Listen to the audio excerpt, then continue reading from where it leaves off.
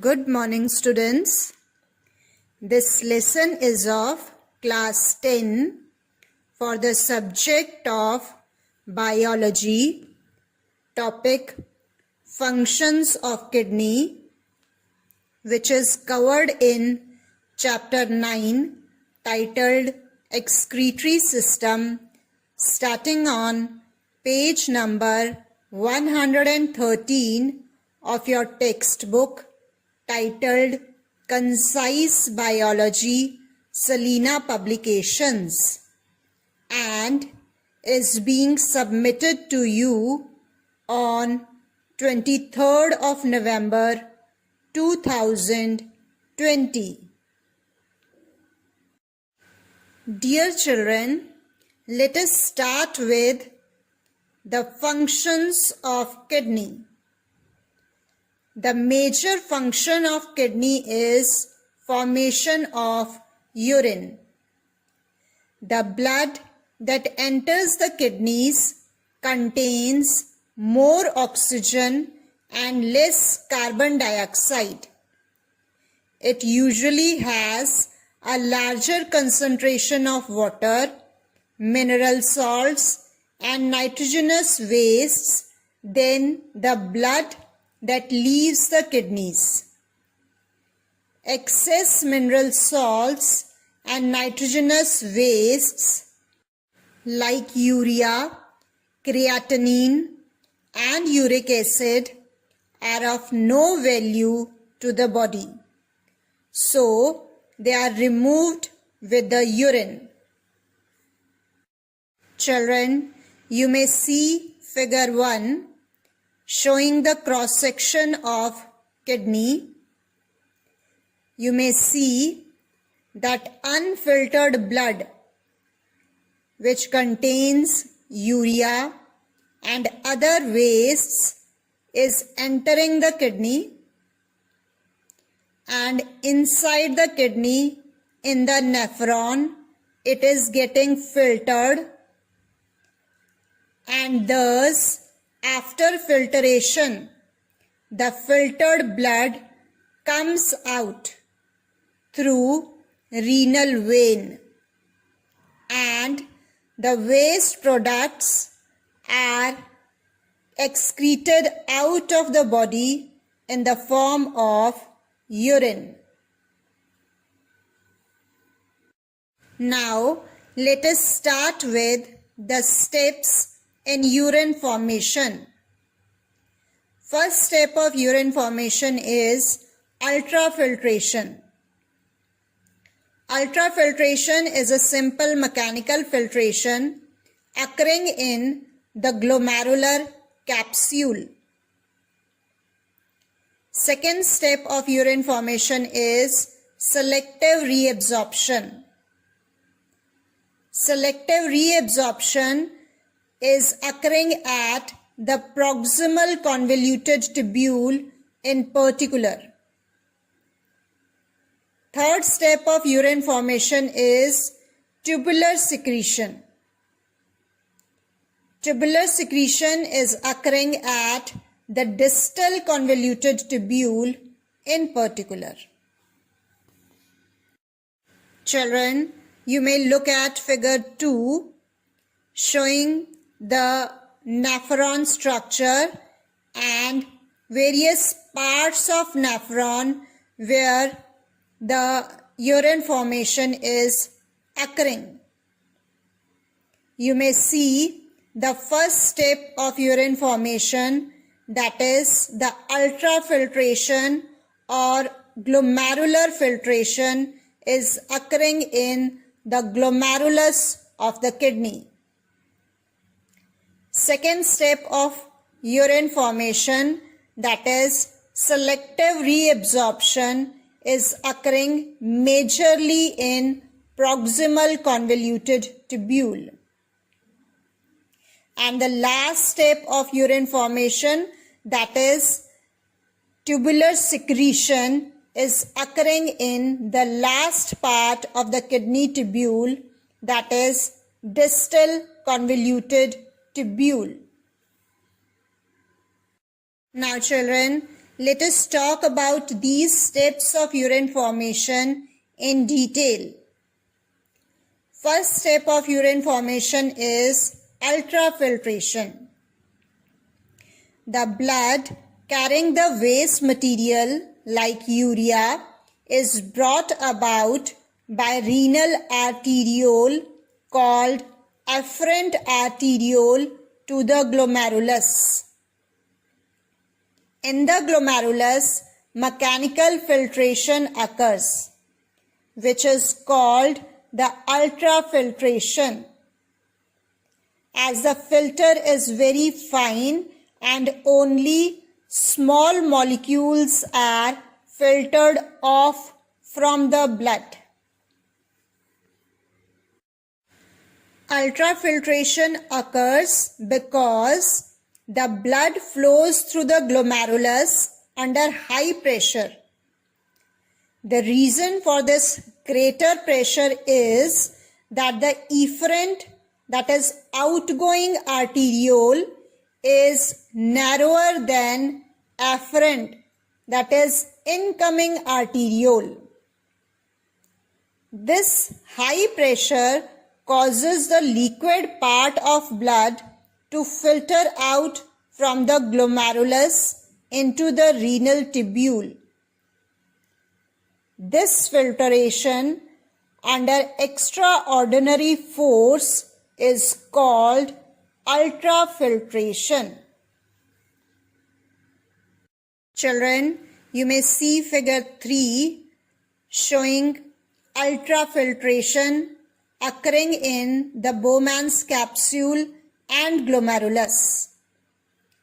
You may observe that the afferent arteriole, that is the arteriole which is bringing the blood into the Bowman's capsule, is wider than the efferent arteriole which is leaving the Bowman's capsule. This variation in the size of afferent and efferent arteriole causes high pressure in the glomerulus, and thus the high pressure which is generated in the glomerulus causes ultrafiltration, that is filtration of the molecules through a very fine filter, and thus only small molecules are filtered off from the blood in the glomerular capillaries inside the kidney tubule. During ultrafiltration, almost all the liquid part of blood, that is plasma, along with most of its organic and inorganic substances including urea, glucose, amino acids, etc., come out of the glomerulus and pass into the funnel-shaped cavity of Bowman's capsule. The fluid entering the renal tubule is called glomerular filtrate. The glomerular filtrate consists of water, urea, salts, glucose, and other plasma solutes. Children, you may again see figure 4 showing the Malpighian capsule.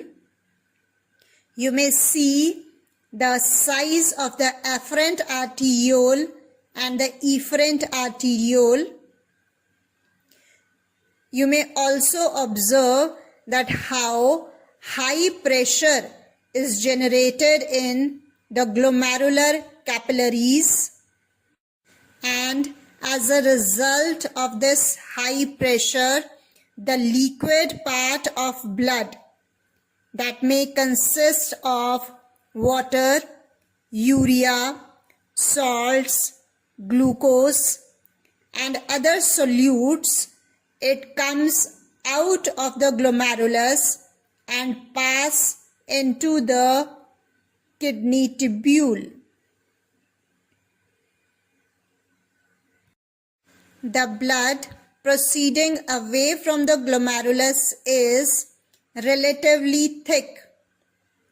The thicker part of blood left behind in the glomerulus after ultrafiltration, that is, the two kind of corpuscles, red blood cells and white blood cells, proteins and other large molecules are carried forward through efferent arteriole. Now children, let us talk about the second step of urine formation, that is reabsorption, or more appropriately be called as selective reabsorption. In a normal adult, about 120 ml of filtrate is formed in the kidneys every minute. Over 99% of it is reabsorbed in the proximal convoluted tubule. This is because if 120 milliliter of filtrate were allowed to pass out as urine, the body would lose far too much water and other useful substances and would soon be dehydrated. Thus, as the filtrate passed through the tubule, a selective reabsorption of useful materials occur. That is, the useful materials are taken back into the bloodstream. Children, you may see figure 5 showing selective reabsorption. You may see that water, glucose, amino acids, vitamins and various salts, mainly the sodium chloride, all these substances are passing out from the kidney tubule and they are being reabsorbed into the blood capillaries that surround the kidney tubule. And finally, the excretory waste, that is the urine, which may be composed of water, urea and salts, is leaving the kidney tubule and is getting collected in collecting duct, which leaves the kidney. The glomerular filtrate entering the renal tubule is not urine. It is an extremely dilute solution containing a lot of useful materials, including glucose and some salts such as those of sodium. As the filtrate passes down the tubule, much of the water is reabsorbed together with the useful substances through the walls of the tubule into the surrounding blood capillaries by osmosis. But their reabsorption is only to the extent that the normal concentration of blood is not disturbed. Thus, it is called as selective reabsorption. Now, the final step of urine formation, that is tubular secretion. Tubular secretion process is the reverse of reabsorption. In tubular secretion, the kidney convoluted tubule removes the waste material from the blood and pass these into the filtrate by the process of secretion.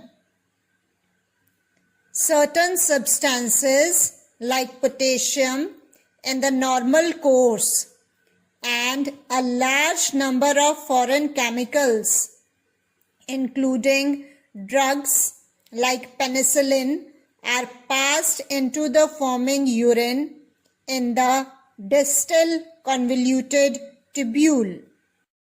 This passage involves the activity of the cells of kidney tubule wall. Hence, it is called tubular secretion. Children, look at figure 6 showing the urine formation in the nephron. The figure is showing the complete structure of a nephron, its various parts, and the various steps of urine formation occurring in the different parts of the nephron. You may see afferent arteriole entering the Bowman's capsule. Inside the Bowman's capsule, in the glomerular capillaries, ultrafiltration is occurring. After that, the blood is leaving the Bowman's capsule through efferent arteriole. Further, the glomerular filtrate after ultrafiltration is entering into the proximal convoluted tubule and passing through the PCT, that is proximal convoluted tubule. It is going into the loop of Henle and further into distal convoluted tubule. Children, you may see the selective reabsorption is occurring maximum in the proximal convoluted tubule, though some part of water and other salts are also reabsorbed from loop of Henle and distal convoluted tubule. Lastly, you can see in the distal convoluted tubule, the tubular secretion is occurring, where you may observe that various drugs and other ions and substances which are not required in the blood are again being transferred to the kidney tubule to be a part of the forming urine. Lastly, all the urine which is formed is getting collected in the collecting duct, which finally leaves the kidney. Thus, all the three steps of urine formation, that is ultrafiltration, selective reabsorption, and tubular secretion, are shown in the diagram 6. Uric acid, ammonia, urea, creatinine, and some other molecules are removed by this process of tubular secretion. The filtrate left after reabsorption and tubular secretion is called urine. Children, again look at figure 7 showing the steps of urine formation. You may see the renal artery, which is giving out a branch called afferent arteriole which enters the Bowman's capsule, forming the glomerulus, which is a network of capillaries, and then leaves the Bowman's capsule in the form of efferent arteriole, which after going through a distance breaks up again into a network of capillaries which is further surrounding the kidney tubule. It is in these blood capillaries surrounding the kidney tubule that selective reabsorption and tubular secretion occurs. After that, all these network of capillaries rejoin back to form venule and finally forms the renal vein which leaves the kidney. Thus, the blood is entering the nephron through renal artery and is leaving the nephron through renal vein. Also, you may observe that the kidney tubule is ending up in joining the collecting duct, which finally is receiving the urine. Freshly formed urine is collected in the collecting duct and which leaves the kidney. Children, you may see figure 8 showing the steps of urine formation. The primary urine, which is basically the glomerular filtrate. After the ultrafiltration, the substance which passes down the kidney tubule is primary urine, though it is containing the urea, but it is also containing some useful substances like water, glucose, amino acids, etc. This filtrate passes the proximal convoluted tubule, which absorbs useful substances from this primary urine. Partial absorption of water and sodium ion also takes place from loop of Henle. Sodium ions and water is reabsorbed under the influence of hormone in distal convoluted tubule. Thus, the selective reabsorption is occurring majorly in proximal convoluted tubule but is carried out by loop of Henle and distal convoluted tubule also. In the distal convoluted tubule, urea, uric acid and creatinine are also secreted into the kidney tubule. And finally, the urine is formed. Now, before going further, let us take a short break. Answer the following questions during the break. Question number 1. Where does ultrafiltration occur in the kidney? Question number 2. Which part of renal tubule reabsorbs most of the water? Question number 3.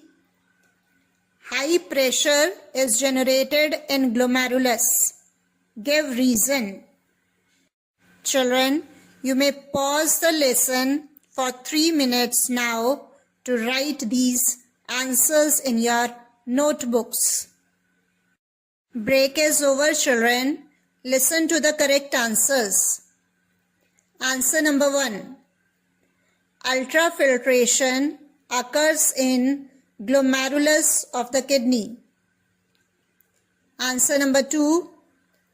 Proximal convoluted tubule reabsorbs most water. About 2/3 of the water is reabsorbed in proximal convoluted tubule? Answer number 3. The reason for high pressure in glomerulus is that the efferent arteriole, that is the outgoing arteriole, is narrower than the afferent arteriole, which is the incoming arteriole. Now, let us resume the topic with urine excretion. The urine which is formed passes into the collecting ducts of the pelvis and then through the ureter into the urinary bladder due to gravity and uretral peristalsis. Uretral peristalsis is the wave of constriction in the ureters that pushes the urine forward to the urinary bladder. Urine is expelled from the urinary bladder through the urethra by relaxation of sphincter muscles located at the opening of urinary bladder into the urethra under the impulse from nervous system. This process is called micturition. Let us discuss the physical properties of urine. Urine is clear yellow in color due to the presence of a pigment called urochrome in it. Color of urine varies with diet. On standing, urine has a strong smell of ammonia due to bacterial activity. Otherwise, urine has faint smell. 1 to 1.5 liters of urine is produced per day, but obviously this figure may vary. The urine is slightly acidic with pH ranging from 5 to 8. Diet rich in proteins make it more acidic, but vegetables diet makes it alkaline. Urine has specific gravity of 1.003 to 1.0035. Students, I am ending today's discussion here. Kindly go through the given explanation carefully and with reference to the detailed explanation, you are required to answer the following home assignment questions in your notebooks. Home assignment questions are as follows. Question number 1. Answer the following review questions given at the end of the chapter in your notebooks. D. Descriptive type. Question number 6. E. Structured, application or skill type. Question number 1, 2 and 5. Question number 2. Define ultrafiltration. Thank you, children.